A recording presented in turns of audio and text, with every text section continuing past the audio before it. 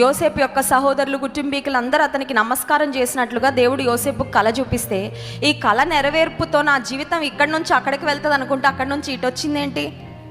నేను అనుకుంటున్నది ఒకటి, అవుతున్నది ఒకటి, ఊహిస్తున్నది ఒకటి, ఆశిస్తున్నది ఒకటి, జరుగుతున్నది మరొకటని యోసేపు తన జీవితంలో ఖచ్చితంగా ఆ గుంటలో పడినప్పుడు కృంగిపోతా ఉండుంటాడు. ఖచ్చితంగా కృంగిపోయి ఉంటాడు. గుంట నుండి పొతిఫర్ ఇంటికి వెళ్ళాడు. పొతిఫర్ ఇంటి నుండి మళ్ళీ జైలుకి వెళ్ళిపోయాడు. దాదాపు యోసేపు తన జీవితంలో ఒక 13 సంవత్సరాలు దేవుడు తనకు చెప్పిన మాట, దేవుడు తనకిచ్చిన కళ నెరవేర్పు కొరకు 13 సంవత్సరాలు కనిపెట్టాల్సి వచ్చింది.